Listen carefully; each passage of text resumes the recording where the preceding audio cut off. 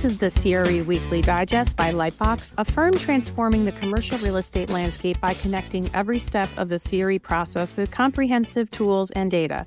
I'm Martha Kocher with our experts Manus Clancy and Dianne Crocker. For the week of March 10th through the 14th, inflation eased more than expected last month, but the heat turned up on the trade wars and fears of a recession. Investors reacted, dumping stocks during a Monday market meltdown and volatility that continued throughout the week. Manus, we have a market that is reacting to headlines day to day, and it could take time for more clarity in the macro landscape. Wow, what a week, right? So many moving pieces, so many pieces that it's hard to get your arms around. So maybe the best way to start with the open is splitting this into the good and the bad from the week. And let's start with the good.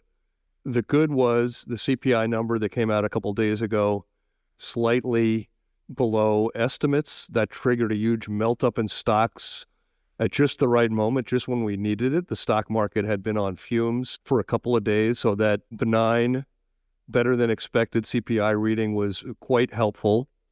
Then we saw an even better PPI number today, Thursday, which came in well below expectations.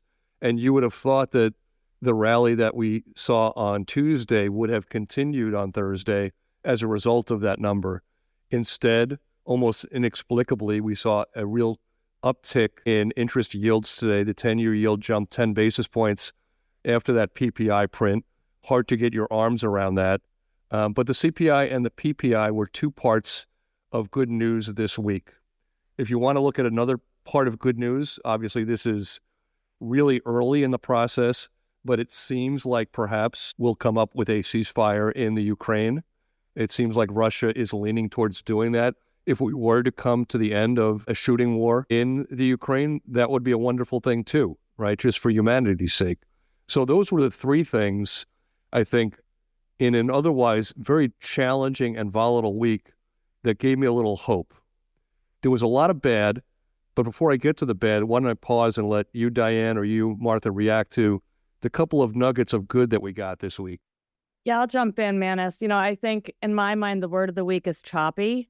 I spent some time Monday night catching up with Lisa Strope. She's the head of research at TA Realty, and we were at a commercial real estate women's event in Boston. Lisa's an excellent market trends speaker, and one of the things that she noticed was just the disconnect that she's seeing between the headlines, good and bad. You just talked about some of the good, and what the metrics are showing, which is a still growing economy, healthy commercial real estate markets, ready capital, that we're still in a position of strength. Unemployment's low, job growth is still pretty solid, but we're seeing some softer data on things like business sentiment, which we talked about last week. But the real activity data hasn't really changed materially yet. And yet, in my mind is kind of the operative word. But Lisa's take was as long as the numbers stay strong, we should be fine. And it kind of makes me wish that we could turn off the 24-hour news cycle and just let the markets do what they're going to do, without that drama. But it's not realistic. I think the markets clearly need policy clarity to stabilize. And I'm sure we'll talk about tariffs in a minute. But as my brother says, pass the popcorn. It's going to be a bumpy ride.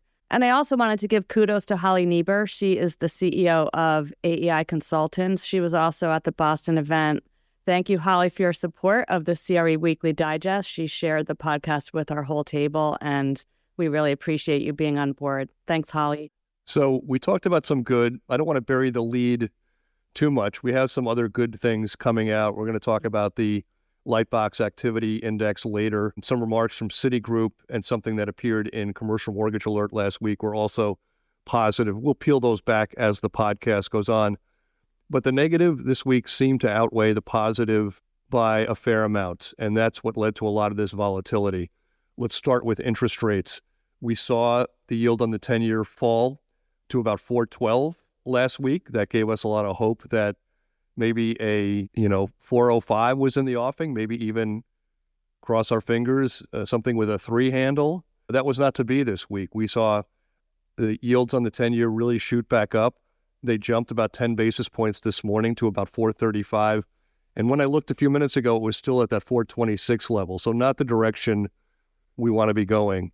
An awful lot of volatility in the stock market. We saw several days this week where the NASDAQ was down hundreds of points, including a 4% dip a couple days ago. That gave people a lot of pause. Are we running into a recession? The sentiment seems quite negative right now. People using the R word, the recession word, over and over and over right now.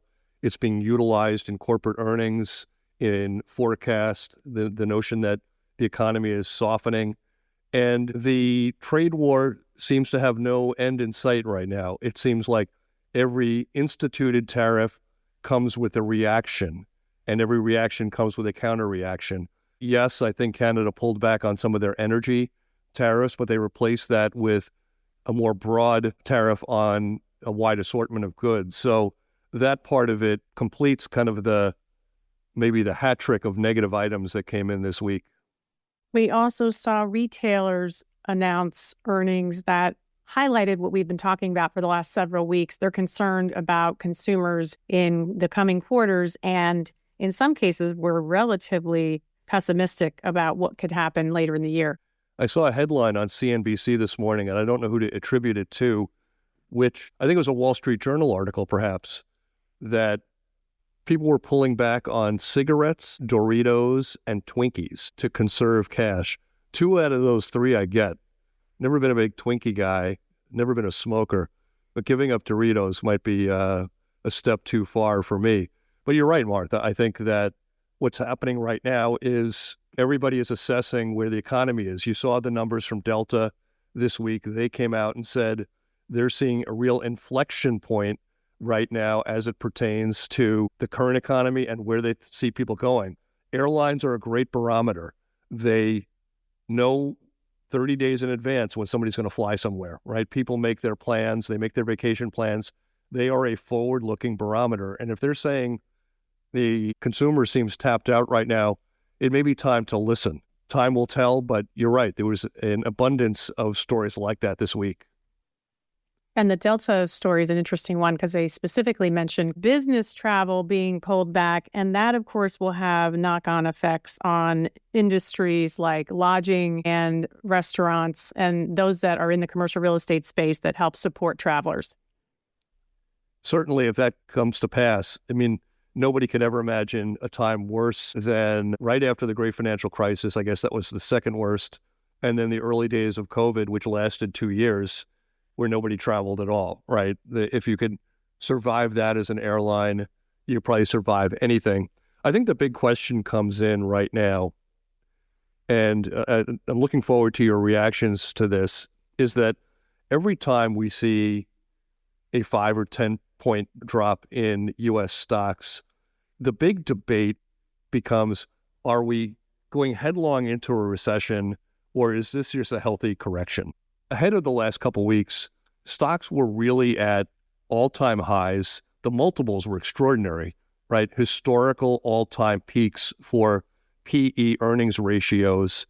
And so to me, my gut tells me that yes, maybe the economy is getting softer, but it feels more like a healthy correction, a pullback, people taking both the time to assess what's going to happen with tariffs, spending, Doge layoffs and so forth, and also to maybe take some chips off the table because valuations had been so high, rather than us tumbling down the hill on the way to a painful recession. What do you guys think?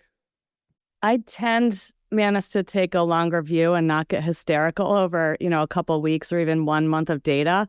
But having said that, it seems like a growing number of sources are already changing their outlooks based on 1 month of data. So this week it was Goldman Sachs, JP Morgan Chase. They both raised their probability of an economic downturn this week, warning that the outlook was considerably more adverse, I think is the term that they used. It's an emotional market for sure. And I think that's a lot of the swirling assessments that we've been hearing this week, that confidence in the economy was a lot higher a month or 2 months ago. And people are definitely getting nervous, and that uncertainty is rising. So that's what I worry about is just the theme that we've talked about here before, that, will we talk ourselves into a recession, or is this a correction, like you just said, where everything will calm down and will work out? I think clearly we're going to be on this roller coaster for a while.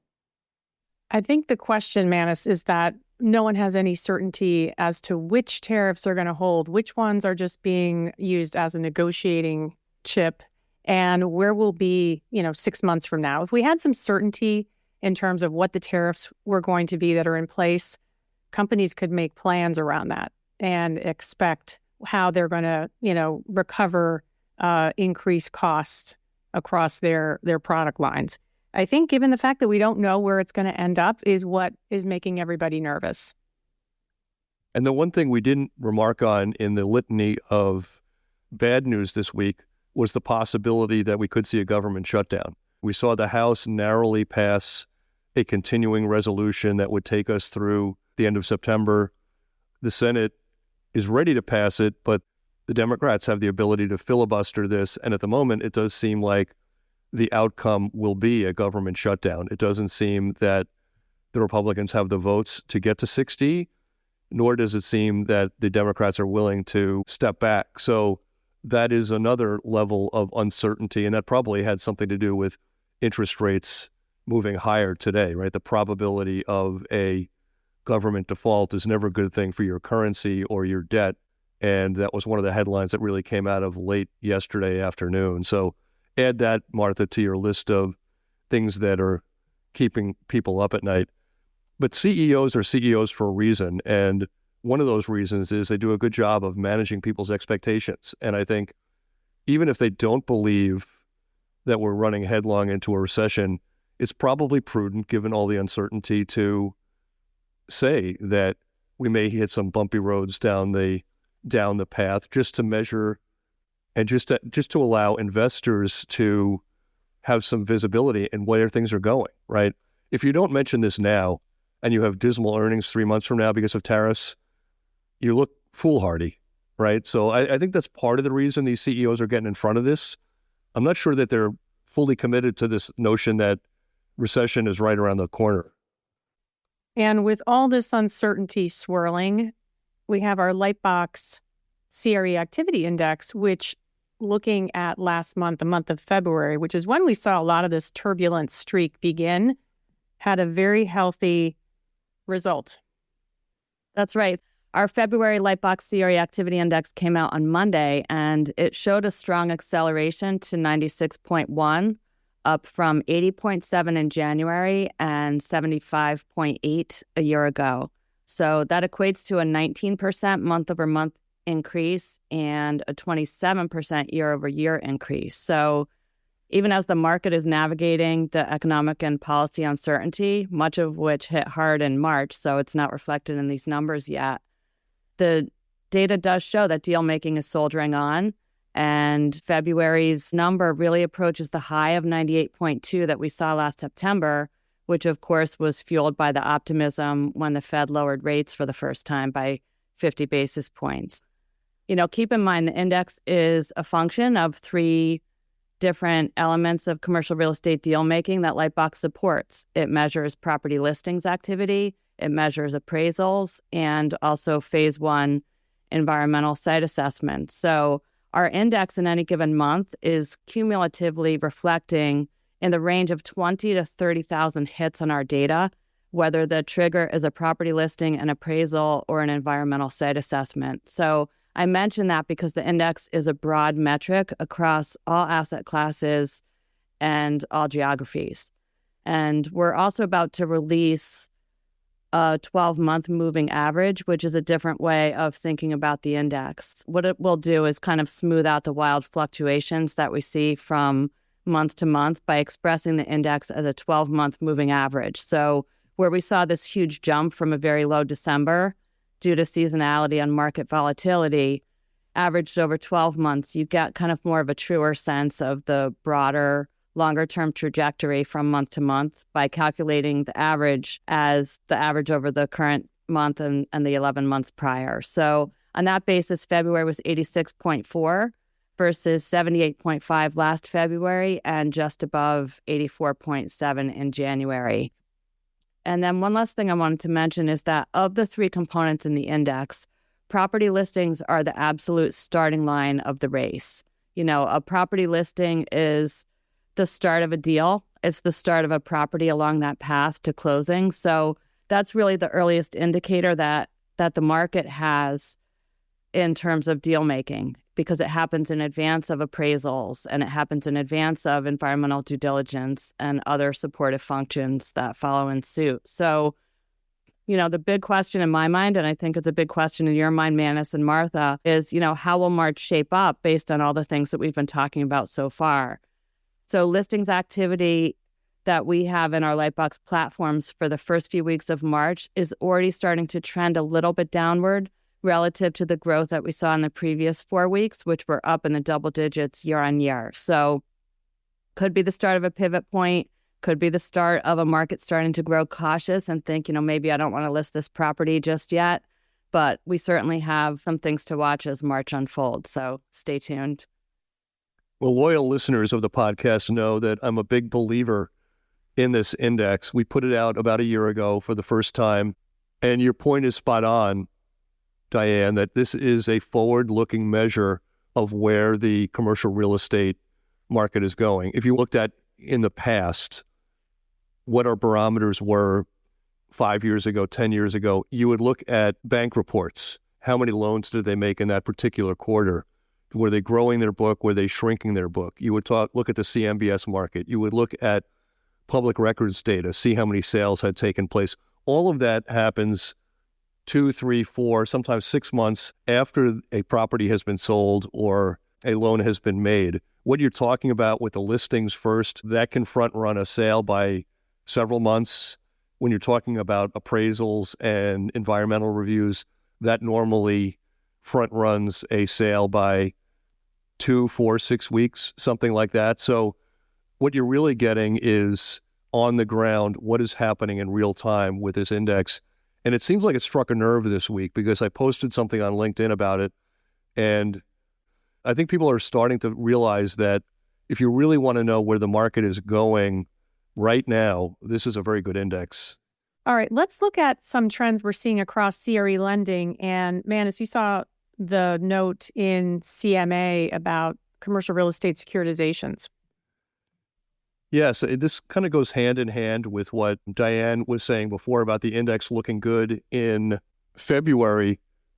The sentiment is also good. The headline this week in Commercial Mortgage Alert, the market is not slowing down after a record February. And it talks about February being the busiest month for CRE securitizations in nearly 20 years. Wow, what does that tell you? It tells you we're in a really liquid market right now. The story also goes on to say that Blackstone and TPG Real Estate are both lining up CRE CLOs. That's something we haven't seen a lot of in the last couple of years since SOFR went from 25 basis points to over 5%. They also mention other CRE CLO issuers getting into the game. And what that's telling us is that the data and the sentiment are going hand in hand. The data telling us that listings, appraisals, environmental reviews really surging in February, the CMBS market seeing the gates fly open with new issuance, and that article telling us that looking over the horizon, several new deals are on the way and nobody's tapping the brakes. So it's of a piece, right? Even though there may be mayhem around us with tariffs and inflation volatility, interest rate volatility, stock market volatility, that the CRE market, at least for now, is kind of ignoring that, remaining stable and soldiering on. What do you think? Yeah, and I think, Manus, that was kind of the same sentiment that Lisa Strope was pointing out too, is that the market is moving forward regardless of the news that's coming out from inside the Beltway. And I wanted to thank Tina Litchens, our colleague, who was a podcast in early February. She shared an interesting study that Savills did, which I think also ties into the optimism that you were just talking about from Citigroup. So it's something else to put on the good news side of the ledger on today's podcast. And the study was that Savills is projecting over $500 billion in pent-up sales to begin this year and beyond. And essentially what they did to come up with that number is They looked at the volume of assets acquired by equity funds and investment managers in 2018 and 19, and then they assumed a typical 5-year hold, and they compared that to the volume of disposals over 23 and 24. And based on that, they estimated around $500 billion of pent-up sales that funds have delayed over the last 2 years. And now that folks are seeing a recovery in liquidity, they're seeing more pricing clarity, and that funds are increasingly likely to bring these assets to market. So if that assessment is correct and $500 billion of assets go on the selling block, then, maybe Citigroup and others who are very bullish about commercial real estate are correct. When you bring up Citigroup, there was a piece this week also that noted that their CRE team, headed by Nicholas Joseph, he heads up real estate and lodging for the bank, held a conference, and they were quite bullish at this conference. In their remarks, they said that there are various tailwinds that will push the retail sector upwards this year. I thought that was a great way of saying it. They talk about low supply across all property types, low inventory, economic constraints on new construction stats. What they're talking about there is as supply costs go up with regard to tariffs, as labor costs go up, new inventory can't come on the market to compete with who's out there. They referred to steady demand, improved rent growth, and likely improved NOI growth in 2025 of low single digits. So what you have here is the Citibank team adding some meat to the bones here to say not only is it sentiment, but there's real data telling us that it's not a terrible time to be deploying capital in CRE. And that whole tariff effect, I think, will be real. I think when you're talking about a multifamily owner, yes, they could come under stress if their tenants come under stress, if we hit a recession, if higher costs put pressure on their ability to raise rents. But they're not buying steel.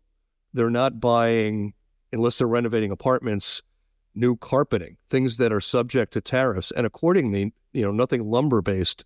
Accordingly, if you have a property already in place, you are one step removed from any of this tariff volatility.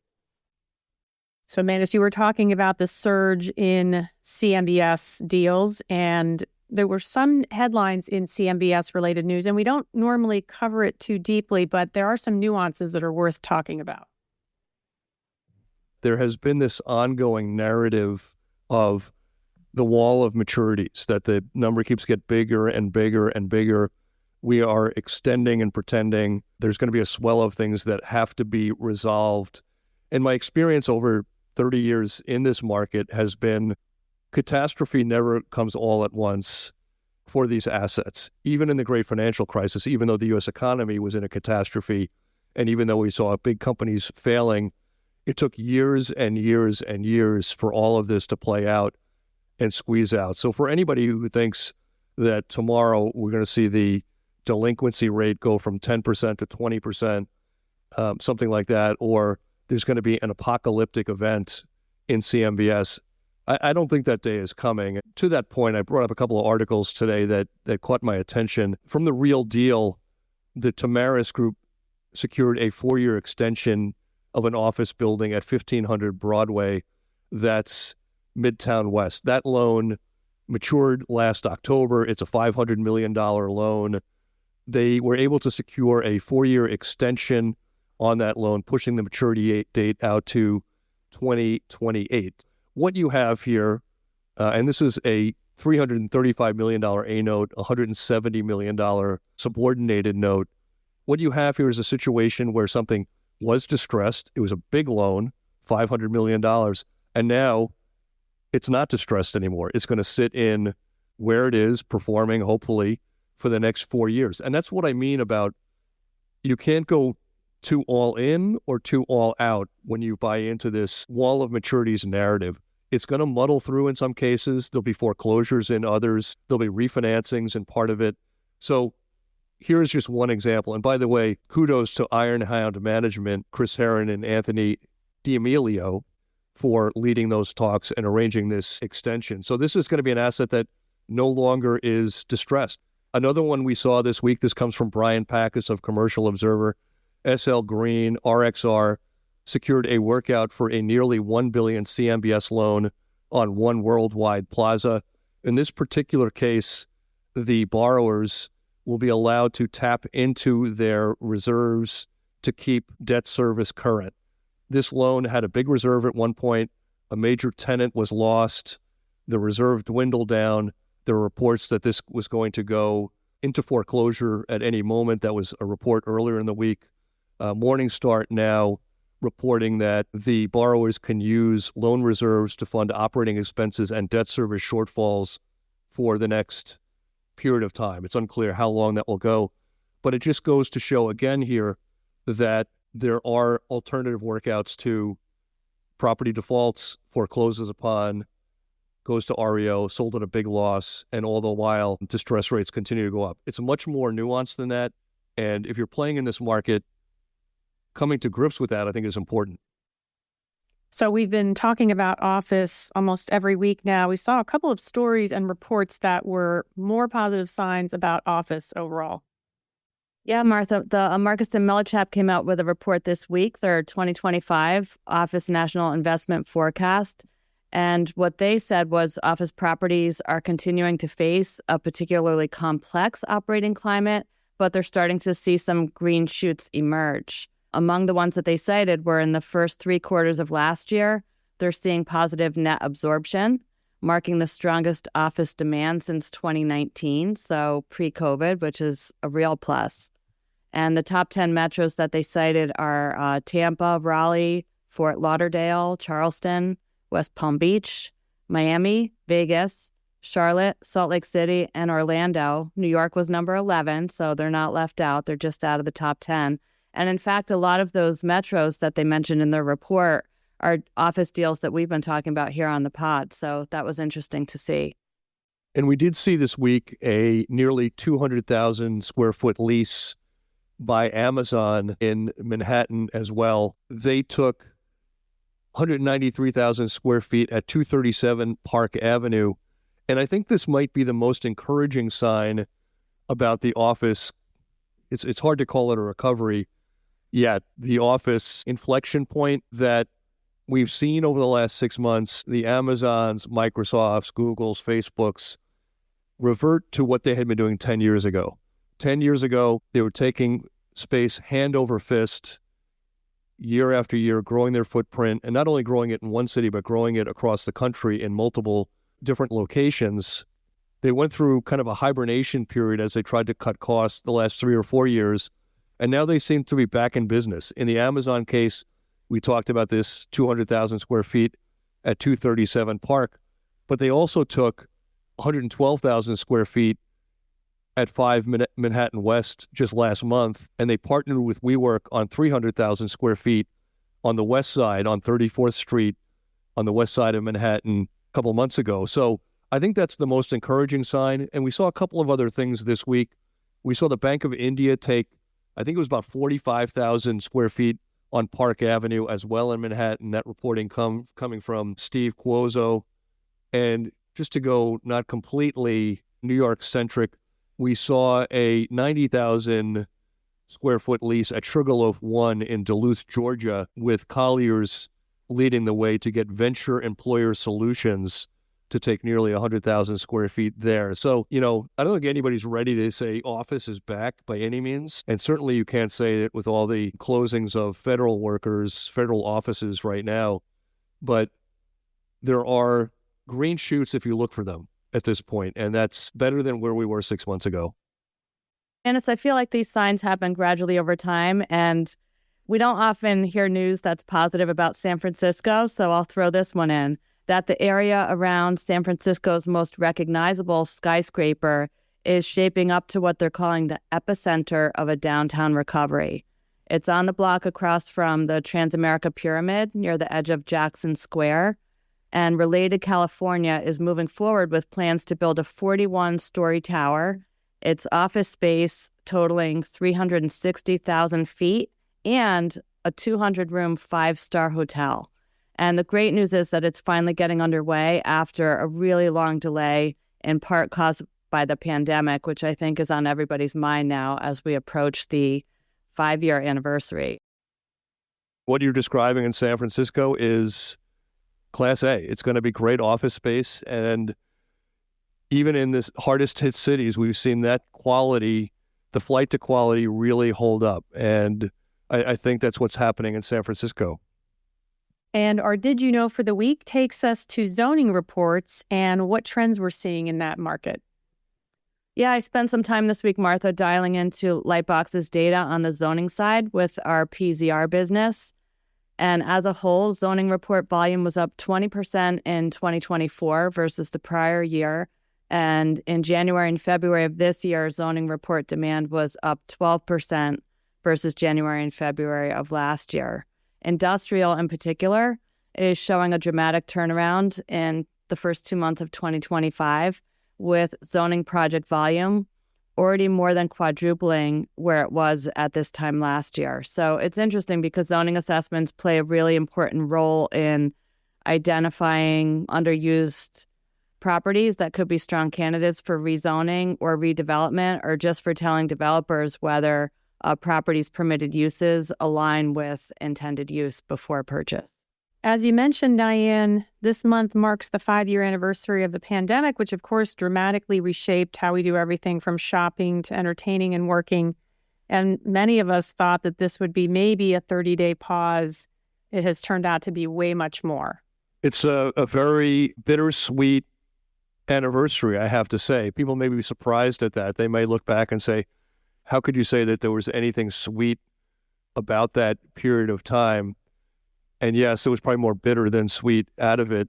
But we launched our first podcast at that time, Martha and I, 5 years ago, right in the teeth of this. We weren't expecting to launch a podcast and have COVID at the same time, but we did. And it was such a journey of making new friends. And I guess that's the sweet part of it, that everybody was locked in their basement. They were trying to make head or tail of what was happening. They were trying to accomplish things. They were trying to help their neighbors. They were trying to help their local businesses, but they were also isolated. And the number of emails and phone calls and texts we would get every week, it just felt like the beginning of a community that has turned us from kind of just being players in the commercial real estate to being part of a real family of people. And so it was bittersweet, painful memories of those we lost and those that suffered. But God, it showed a lot of good things about this country and the resiliency of us all. And with that, we'll close. Thanks to our producer, Josh Bruning. Please join us every week as our Lightbox team shares CRE news and data in context. You can listen on any of your favorite podcast channels. Send your comments or questions to podcasts@lightboxre.com. Thank you for listening and have a great week. Let's go.